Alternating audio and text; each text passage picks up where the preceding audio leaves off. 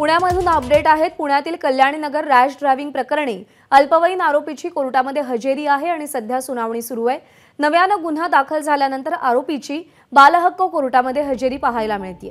अल्पवयीन आरोपीवर वाहन कायद्याच्या कलम 185 अंतर्गत नव्यानं गुन्हा दाखल करण्यात आलाय।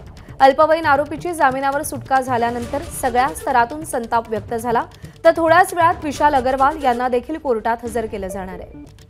वाहन कायद्याच्या कलम 185 अंतर्गत अल्पवयीन आरोपीवरती गुन्हा दाखल करण्यात आलेला आहे आणि त्या अंतर्गत आता पुन्हा एकदा त्याला न्यायालयासमोर बालहक्क न्यायालयासमोर हजर करण्यात आले। आज नेमका काय फैसला होतो याची उत्सुकता आहे, कारण का त्याला जामिनावर सोडल्यानंतर सगळ्या स्तरातून संताप व्यक्त झालेला होता।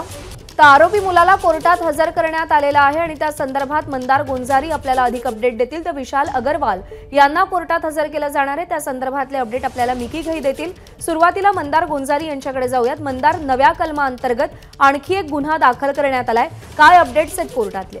आतमध्ये सुनावणी सुरू आहे आणि पुणे पोलीस हे सांगण्याचा प्रयत्न करतायत की हा मुलगा जेव्हा अपघात घडला तेव्हा दारू पिलेला होता आणि त्यासाठी 185 कलमाची वाढ किंवा ॲडिशन नव्याने करण्यात आलेली आहे या गुन्ह्यामध्ये। आणि हे सांगताना पुणे पोलिसांनी पुरावा म्हणून 2 गोष्टींचा आधार घेतलेला आहे।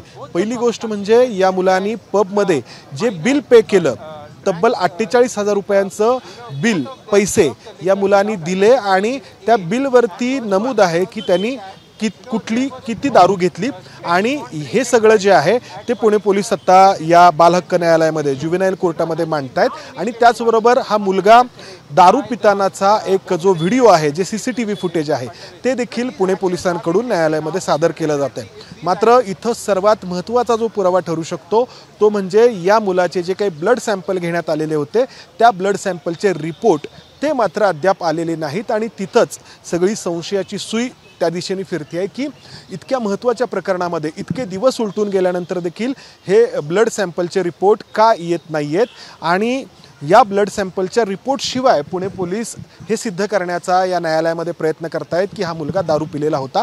खरं तर ही बाब पुणे पोलिसांनी पहिल्याच दिवशी नमूद करायला हवी होती। त्याबद्दलचे पुरावे पहिल्याच दिवशी म्हणजे जेव्हा या मुलाला रविवारी न्यायालयामध्ये हजर करण्यात आलं होतं त्याचवेळी सांगायला हवं होतं, मात्र ते पुणे पोलिसांनी सांगितलं नाही। जोरदार टीका सुरू झाली आणि त्यानंतर पुणे पोलिसांनी कलम 185 ची वाढ केली आणि हा मुलगा दारू पिलेला होता आणि दारू पिऊन कार चालवत होता हे नव्याने आता सांगण्याचा प्रयत्न होतोय। अर्थात निर्णय जो आहे तो न्यायालय घेणार आहे। प्रज्ञा, मंदार, तुम्ही राहाच आपल्यासोबत। आपण मिकी घईकडे जाऊयात। विशाल अग्रवाल यांना थोड्याच वेळात कोर्टामध्ये हजर केलं जाणार आहे। मिकी, काय अपडेट्स आहेत या संदर्भात? विशाल अग्रवाल यांच्यासोबत आणखी कोणाकोणाला कोर्टात हजर केलं जाईल?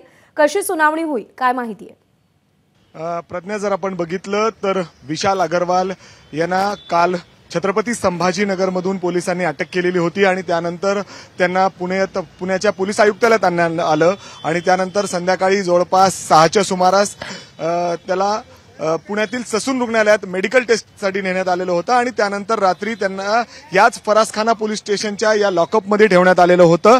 आत्ताच इथून क्राईम ब्रांचची टीम त्यांना घेऊन पोलीस आयुक्तालयात गेलेले आहेत। त्या ठिकाणी वरिष्ठ अधिकारी जे आहेत, DCP आणि इतर ACP, ते काही चौकशी करू इच्छित आहेत, त्यामुळे काही प्रश्न त्या ठिकाणी विचारले जाणार आहेत। सगळ्यात महत्त्वाचं म्हणजे जेव्हा विशाल अग्रवाल हे छत्रपती संभाजीनगरच्या दिशेने पळाले होते, त्यांनी त्याच्या एका उद्योगपती मित्राची गाडी मागवलेली होती पोलिसांची दिशाभूल करण्यासाठी। अर्थात स्वतःची जी गाडी ते रेग्युलर पुण्यामध्ये यूज करतात, त्यांनी ते मुंबईच्या दिशेने पाठवली आणि एका दुसऱ्या गाडीने ते छत्रपती संभाजीनगरच्या दिशेने गेलेले होते। अर्थातच इथं त्यांनी क्राईम केलेला आहे, पळून जाण्याचा प्रयत्न केलेला आहे, पोलिसांना कुठेतरी चकवा देण्याचा प्रयत्न केलाय। त्यामुळे पोलिसांनी असे वेगवेगळे प्रश्न या ठिकाणी उपस्थित होत आहेत।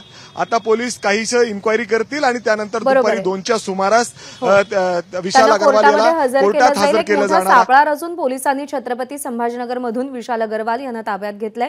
मंदार आणि मिकी, तुमच्या दोघांकडून या घटनेसंदर्भात, सुनावणी संदर्भात अपडेट जाणून घेत राहू। सध्या धन्यवाद दिलेल्या माहितीसाठी।